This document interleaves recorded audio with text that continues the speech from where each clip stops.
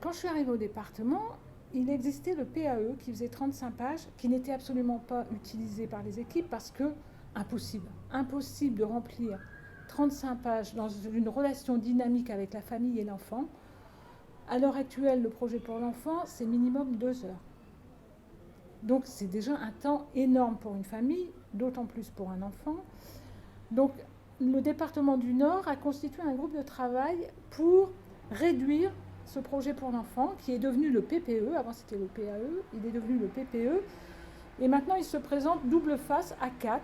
On identifie les besoins des parents. Non. Alors ça, dans l'évolution des droits culturels, je le dirai après, pour moi maintenant il ne faudrait plus l'appeler besoin. Il faudrait l'appeler proposition. Proposition, qu'est-ce que proposent les parents? Pour l'instant, c'est toujours identifier les besoins de la famille et les besoins de l'enfant. Alors, si on m'avait interrogé un peu avant en disant Nicole, c'est bon au niveau du PPE, au niveau des droits fondamentaux, et le seul droit que je ne respectais pas, c'est le droit à l'information de la famille. Alors, un truc. Et le fait de. Alors, ça, c'est aussi les travailleurs sociaux. On n'a pas eu l'habitude, et moi qui est éducatrice spécialisée, je n'ai pas eu l'habitude de formaliser, d'écrire ce que je produisais pour améliorer, pour suivre l'accompagnement de l'enfant. Donc, l'étude des cas des droits culturels, elle m'a permis ça, d'écrire et de visualiser nos manques, les réajustements. Ça a permis de m'enrichir au niveau de l'approche que je voulais faire au niveau du projet pour l'enfant. Parce que j'étais convaincue au départ que c'était loin d'être facile pour une famille de se mettre autour d'une table avec des professionnels. Souvent on dit c'est compliqué pour les travailleurs sociaux, le PPE c'est lourd et tout, et la famille. La famille elle n'a pas l'habitude de se réunir comme ça. Leur mode de communication, il n'est pas de prendre la parole devant 10 personnes. Donc la première chose, quand j'ai établi le projet pour l'enfant, j'ai tout de suite repéré qui est important pour le projet pour l'enfant, qui est important pour l'enfant et la famille. Parce qu'au départ, quand le projet pour l'enfant a été formalisé, ça devait être transverse à tous les services d'une unité territoriale, c'est-à-dire PMI, service social, santé, prévention, et nous, l'enfance. Sauf qu'il y a des gens dans d'autres services qui ne connaissaient pas forcément la famille. Donc, pourquoi une personne viendrait dans un projet pour l'enfant alors qu'elle ne connaît pas, qu'elle n'a pas d'information? Après, moi, je suis extrêmement vigilante dans la protection de l'enfance, c'est à l'intimité des familles. Parce que on fait plus gaffe à ça, nous les professionnels, mais c'est un interrogatoire pour les familles. Ça veut dire que c'est question-réponse. Et le projet pour l'enfant, on part d'une ordonnance qu'un juge a ordonné, l'éloignement d'un placement et les motifs. Parce que tous les placements et les éloignements des enfants ne sont pas tous des erreurs. Il y a un éloignement qui est justifié et où il y a des raisons. Et c'est écrit noir sur blanc dans une ordonnance. Et ça doit être communiqué à la famille. Après, il y a l'éloignement des enfants qui, pour moi, n'est pas toujours justifié parce que notre société a évolué. Avant, on parlait des marginaux. On n'a même plus cette tranche qui est identifiée parce qu'il y a une telle masse de gens qui sont restés sur le bord de la route qu'ils sont trop éloignés de tous nos systèmes de pensée et de valeurs. Et je pense qu'il faut inverser ça. C'est les gens, les parents, les familles, ils ont un savoir, ils ont une culture, et qu'on ne peut pas éloigner un enfant et lui proposer un autre modèle culturel, parce que c'est quand même le cas, les lieux d'accueil, en général les assistants familiaux, ont une toute autre éducation, d'autres modèles de valeurs, d'autres conditions matérielles. Il y a une anecdote, par exemple, là, le département, enfin au niveau de l'accueil familial, il faudrait une chambre à un enfant, pour l'accueil d'un enfant. Sauf que moi, je résiste à ça en disant, il y a des fratries qui ont tout le temps vécu ensemble et on peut insécuriser un enfant en le mettant dans une chambre individuelle. Mais ça, c'est à construire avec la famille. L'éloignement est prononcé. Alors moi, je suis dans ce champ, l'éloignement est prononcé. Moi, mon défi, mon combat, c'est de raccourcir ce parcours d'enfant. Vraiment, c'est parce que je pense que dans la majorité des cas, l'éloignement de l'enfant a été demandé par rapport à une précarité, à une pauvreté, à une addiction, à beaucoup de choses qui pourraient se travailler au domicile familial. Sauf que ça renvoie au risque partagé. Parce que quand il y a une notion de risque, le référent enfant, souvent, il est seul à la porter, parce qu'il est en proximité avec ça. Et cette notion de risque partagé, elle doit être portée par l'institution. C'est-à-dire que si on se dit, il y a du risque pour les enfants, mais il faut le travailler dans la famille. Et mettre les moyens en place. En plus, on les a, les moyens. Il y a énormément, on a une quantité d'outils pour éviter le placement. Au jour d'aujourd'hui, je trouve, et je vais peut-être être un peu dure par rapport à... Je trouve qu'on place... Voilà, c'est devenu, pas une habitude, mais en tout cas, c'est devenu naturel. Et le danger, pour moi, il est souvent identifié chez l'individu qui demande le placement. C'est-à-dire que cet individu-là n'a pas eu les ressources ou le temps nécessaire pour aller identifier qu'est-ce qu'on aurait pu travailler le risque à la maison. Donc, on préfère souvent demander l'éloignement. Moi, je défends aussi les équipes de terrain parce que je trouve qu'il y a une grande richesse dans l'accompagnement, mais ils portent tellement des choses lourdes au niveau de la gestion des émotions que par moment, le danger est constaté, il faut tout de suite trouver la solution. Sauf que je pense que par moment, il faut un peu plus de temps. Quand on parle de droit culturel, au départ, quand on a travaillé, parce qu'on a travaillé avec la direction de la culture et la DG Sol, mais la porte d'entrée, c'était le patrimoine, c'était la matière, c'était l'œuvre, c'était...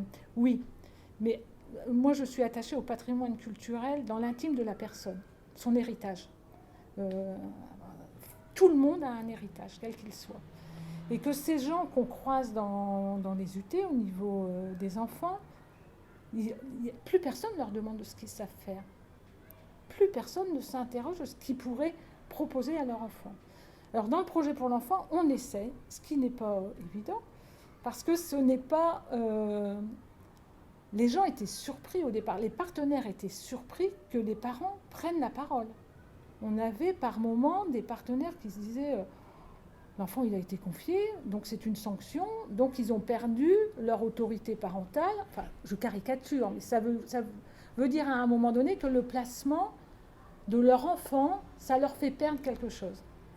Il faut vraiment travailler sur ça, sur ces moyens-là, parce que alors, il y a des placements qui sont justifiés, il y a des placements où il faut, le lien est nocif, il y a des choses compliquées, il y a des choses difficiles, d'accord. Mais il y a des placements où l'enfant est plus mal dans l'éloignement que chez lui.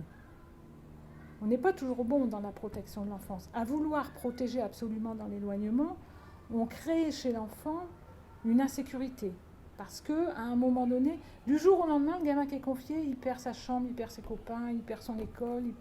On essaye maintenant, alors on a progressé aussi, d'être vigilant à la scolarité du gamin, à ne pas éloigner le gamin. Mais ce n'est pas des réflexes naturels. Après, le PPE, moi, je m'en sers aussi parce qu'on arrive dans un contexte où, alors au début, j'ai dit, oh, c'est bien quand il n'y a plus d'argent, on devient créatif. Sauf que quand même, ça a ses limites, parce que de plus en avoir du tout, ça va nous mettre quand même dans un certain... Mais je me dis que depuis des années, on injecte de l'argent dans la prévention, pour les établissements, pour les lieux d'accueil, et on n'a pas la baisse de charge qui devrait être le résultat. Donc je pense qu'il faut travailler autrement, et travailler autrement, c'est prendre en compte la famille, ses forces, ses faiblesses, mais comme tout être humain. Et le projet pour l'enfant, c'est un grand chapeau. Il peut se décliner d'une multitude de façons. Ça peut être de l'intervention éducative à domicile, ça peut être de la conférence familiale, ça peut être plein de choses. Mais tout l'outil qui sera proposé dans le projet pour l'enfant, il doit avoir du sens pour la famille, être accepté pour la famille, et du sens pour le gamin. Une conférence familiale sur une famille où il y a très peu de ressources va mettre en difficulté l'enfant. Donc, oui, la conférence familiale, moi, c'est pas que j'y crois, c'est que c'est un outil. C'est un outil qui peut être proposé dans un projet pour l'enfant. Après, je pense que la conférence familiale, elle prendra tout son sens dans le champ de la prévention. Ce qui a freiné le projet pour l'enfant, c'était de dire on n'a pas le temps. On n'a pas le temps. Sauf que je pense que la plupart des travailleurs sur le terrain, travailleurs sociaux, ils le font. Les objectifs, ils déclinent, ils savent à peu près où ils vont. Mais ce n'est pas formalisé dans un écrit, donc difficilement évaluable. Il faut écrire des petits objectifs et on réajuste. C'est un perpétuel aller et venu, mais le travail social, ce qui pêche, et je l'ai souvent dit, c'est qu'on n'a pas écrit et démontré la richesse de notre travail. Nous, au département, on archive les dossiers. Les enfants, à partir de 18 ans, peuvent accéder à leurs dossiers, accéder aux écrits des professionnels, accéder aux ordonnances, accéder à tout leur parcours. Alors moi, je suis contente parce que le projet pour l'enfant, il fera partie du dossier. Donc l'enfant verra bien que telle année, il était à l'école, il pouvait voir papa, il pouvait voir maman. Tout ça, ça sera écrit. Et mais par contre, on s'aperçoit que dans un dossier d'enfant, il peut nous manquer 4 ans. Et comment l'expliquer, je ne sais pas. Mais alors, il y a des gamins, il n'y a pas très longtemps, qui ont repris contact avec un référent, qui a accédé au dossier, qui l'a accompagné, et il manquait 5 ans dans le dossier où on ne savait pas parler de l'histoire des familles, de sa famille, qu'est-ce qu'il a fait, voilà. Et ça, on les déracine. On crée une coupure qui, de toute manière, quand ils seront adultes, bah, ça va être compliqué pour eux. Par moments, je le dis, les parents d'enfants confiés, on est leur dernier interlocuteur. Dans un projet pour l'enfant, on s'arrête pendant 2 heures et on discute avec la famille. De tout, de rien, des besoins. Mais c'est un espace de parole pour la famille et ils peuvent être authentiques. L'humain, il doit revenir dans les dispositifs. Alors on a oublié cette communication. On a oublié cette authenticité de.